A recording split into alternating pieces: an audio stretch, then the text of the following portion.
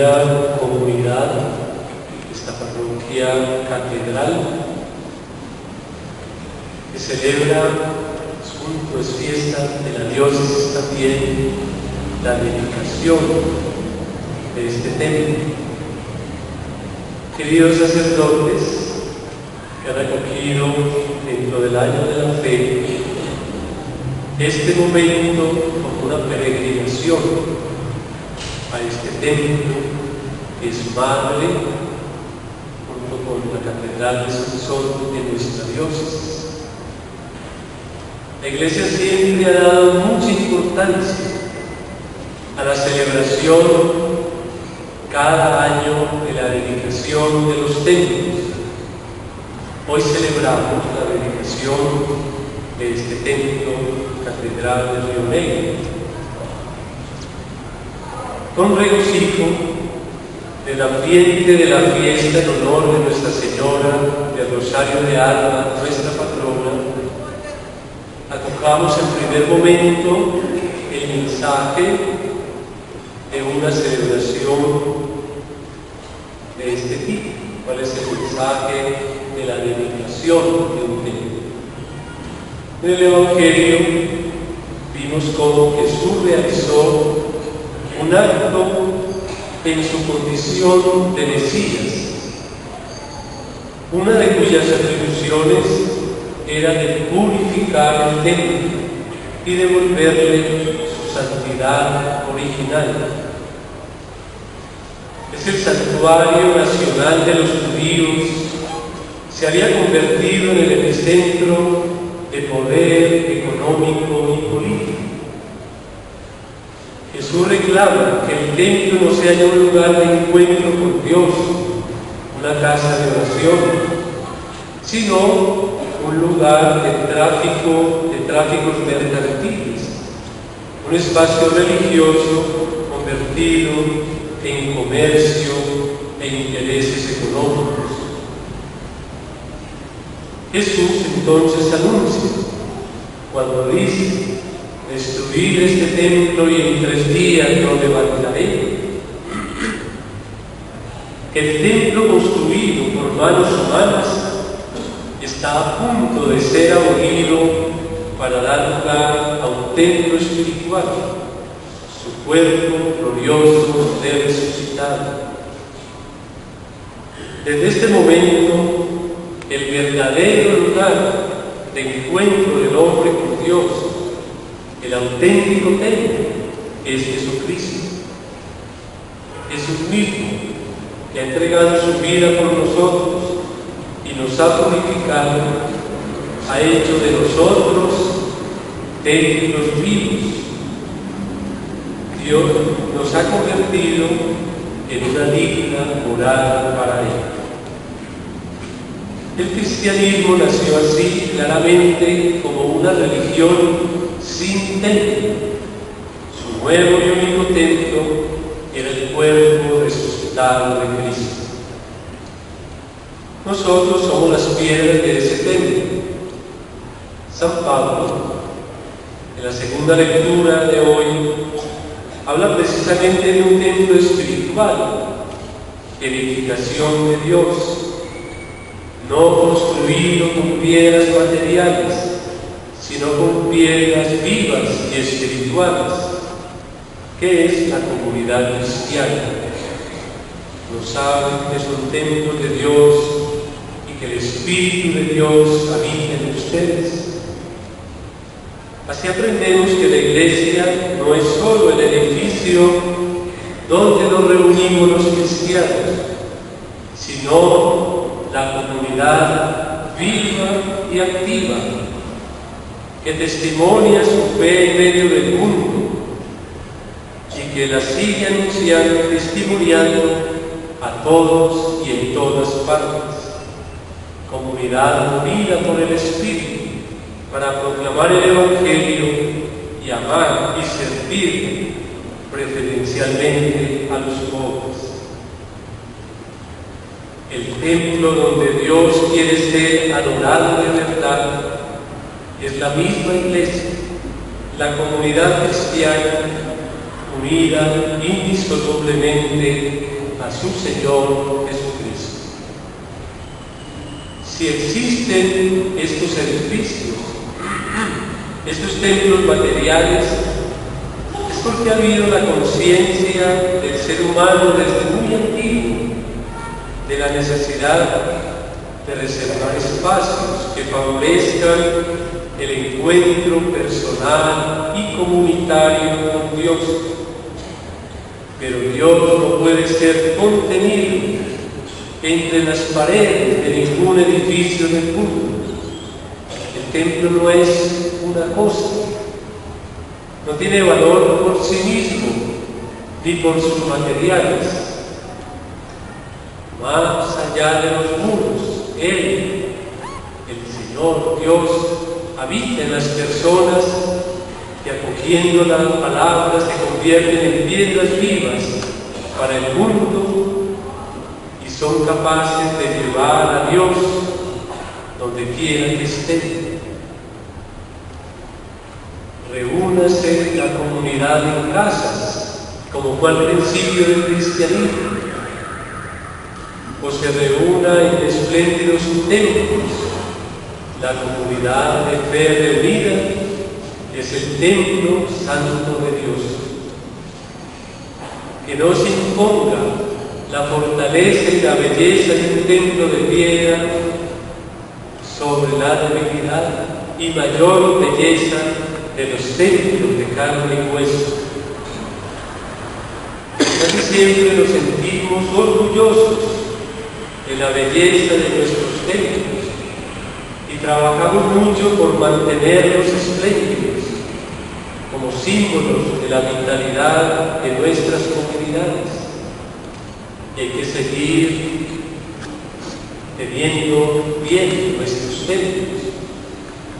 Pero recordemos que es importante trabajar más bien por mantenernos unidos en la fe y en la caridad, en la misión, en el servicio y en el testimonio. La primera lectura es el Ezequiel, nos presenta un templo del que brotan vida y salvación, un lugar de gracia, un manantial de vida que sanea las aguas dañadas y que hace fecundos los árboles con frutos deliciosos y nutritivos y con hojas medicinales. La visión del profeta se realiza no en un templo especial, en un lugar determinado de la tierra, sino donde Cristo, que es la piedra angular, donde los cristianos viven el Evangelio, amando a sus hermanos y sirviéndolos por amor a Jesucristo, construyendo comunidades cristianas en las cuales no solo la naturaleza, sino sobre todo los seres humanos son renovados, respetados y amados. Si todos somos templos de Dios, dice el Señor, si alguno me ama, vendremos a Él y haremos morada en Él. No olvidemos hoy, en esta celebración, que toda persona humana es sagrada, está habitada por Dios y no podemos profanarla usándola como un medio y respetándole su dignidad. Hay unas ideas muy lindas de San Agustín en una celebración de una dedicación de un templo.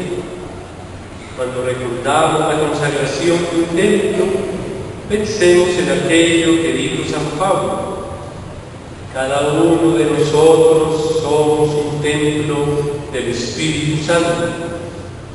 Ojalá conservemos nuestra alma bella y limpia, como le agrada a Dios que sean sus templos santos. Así vivirá contento el Espíritu Santo en nuestra alma. Nosotros somos el templo del cuerpo de Cristo. Él habita en nosotros y no podemos convertir nuestra vida en una cueva de maldad, de desórdenes, de infidelidades y de injusticias. Hoy sigue habiendo mercaderes en el templo. Sabemos que cada hombre es templo del Espíritu Santo, pero hay muchos hombres y mujeres cuyos templos están profanados con todo tipo de abusos morales y físicos, que nos duela profundamente como creyentes, como miembros de la Iglesia, lo que le pasa a alguno de los hermanos maltratados, abusados por los mercaderes de personas, de influencias, de vicios, y no perdamos la pasión por lo que es sagrado, cada ser humano. En una segunda parte quiero hacer una reflexión sobre el significado de una peregrinación, porque la peregrinación no solo es un caminar físico. Hoy no hemos hecho de manera especial un recorrido físico, pero sí también es una profunda experiencia interior, y es lo que ojalá vivamos en este momento de celebración. Todos estos sacerdotes son invitados como representación del clero de la diócesis a peregrinar hoy a nuestra catedral en Río Negro. Toda peregrinación tiene que ver con un salir, y eso implica desinstalación, es dejar, es pensar en la desacomodación de una vida que está acomodada, que está ya como hecha. No hacer realidad el tristemente famoso "aquí estoy y aquí me quedo", como expresión de que estoy hecho y no necesito más. Hoy hay que estar dispuestos con salir a romper con hábitos adquiridos, unos que son personales, y ahí hablamos de conversión personal, pero otros que son a nivel pastoral, y ahí hablamos de conversión pastoral. Un peregrinar se convierte en una Pascua, es decir, en un paso liberador. Hay que salir de algo para llegar a algo. Si salimos es porque tenemos entonces una meta. Salimos primero hacia Dios, ante quien humanamente todo es incierto, porque desisto de mi programa, de mi proyecto mío, para dejarle a Dios espacio, pero ante Dios, ante quien tenemos seguridad, nos da confianza de salir hacia Él, porque es el Dios del futuro.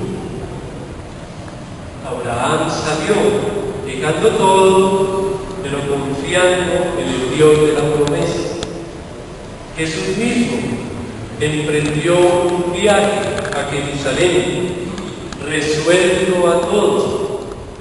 Él sabía, estaba seguro, que la última palabra de su peregrinación, de su Pascua, era la vida. Aunque haya que pasar por la pasión, no asumió ese camino como una carga. Eso hay que repetirlo. Nuestro caminar y nuestra vida no es una carga, sino como aceptación consciente y libre, y paradójicamente tiene que ser gozosa, aunque haya pasión. Salimos hacia Dios, pero también salimos hacia los otros, salimos de nosotros hacia los demás.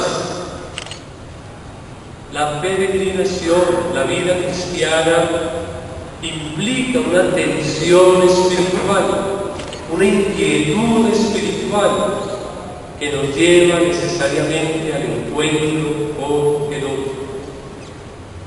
Si salimos hacia los otros, si salimos hacia una meta, es porque nuestra existencia es un camino. Nuestra fe es un camino. Eso lo tenemos que vivir en este año de la fe, que busca horizontes. Por eso es un camino dinámico, caminantes, siempre en búsqueda, siempre enfermos de amor y de verdad. Esa saludable satisfacción, sentirnos siempre inacabados en busca de plenitud. Hoy nos tenemos que hacer conscientes de que avanzamos, de si avanzamos paso a paso, o estamos estancados, estamos parados, acomodados, o por el contrario peor, retrocedemos en vez de avanzar. Tomemos conciencia de nuestro peregrinar gradual, permanente, progresivo. Crecemos, realmente crecemos cada día, aumenta nuestra dicha, somos más felices cada día, nuestra convicción de lo que hacemos es mayor y más fuerte. Eso es caminar. En cristiano, y más para un sacerdote, entonces caminar es conversión. Somos viajeros, peregrinos hacia la patria, hacia Dios, que es el que nos da la gracia, es el que nos da el perdón, es el que nos da la alegría. Caminamos entonces como prueba de purificación, de conversión. El santo cura de Ars hablaba de desgastar mis pecados en el camino, caminar y gastando el pecado. Entonces implica ese desgastar algo de fatiga, de cansancio, de privación. No podemos desterrar de nuestra vida espiritual la ascesis y la penitencia. Eso hace parte de nuestro caminar. Marchar para ir aligerando el equipaje. Eso es convertirnos. Ser cada día más libres y más felices. El caminar tiene que ser un caminar plenificado. Esta marcha, este peregrinar también es eclesial. El ambiente comunitario. Sintámonos hermanos en el mismo caminar, interesados unos por otros. La elevación de uno levanta a todos, el pecado de uno vulnera y afecta a todo el cuerpo de Cristo. Hagámonos solidarios en ese caminar diario de la santidad. Comprometámonos todos en la conversión. Este templo hoy es punto de llegada, un lugar significativo de nuestro caminar. Entrar en la tienda del encuentro, vamos hacia Dios y vamos hacia los demás. En esta Eucaristía que celebramos, restablecemos la alianza con el Señor, entramos en contacto real con la fuente del perdón y de la gracia. Peregrinamos para encontrarnos con Cristo en la Eucaristía, sabiendo que el pan de vida es el que nos sustenta como peregrinos en el camino. una frase de Juan Pablo II. Todo peregrino, al final del camino, en el que su ardiente corazón aspira a ver el rostro de Dios, está llamado a reconocer al Salvador en el pan compartido, en la Eucaristía. Se trata entonces de este momento, esta peregrinación, de recargar las energías, de cobrar nuevo impulso y vigor para llevar y hacer presente la gracia de Dios al regresar a nuestras comunidades y a nuestras familias. Salir llamados en el propósito de extender el reino de Dios en una nueva evangelización, nueva en su impulso, en sus métodos, en su ardor y en sus expresiones. Por último, la peregrinación es una manifestación pública de fe y hoy, de manera particular, también una manifestación de amor y devoción a la Virgen María. Que hoy sintamos de manera especial la gracia de Dios y la intercesión maternal de María, Nuestra Señora del Rosario de Ángeles. Agasajar a la Madre del Salvador siempre nos trae alegría y sosiego. Y esa profesión pública de fe y de amor a María es lo que vamos a hacer ahora en la profesión de fe y al final de la Eucaristía, en nuestra consagración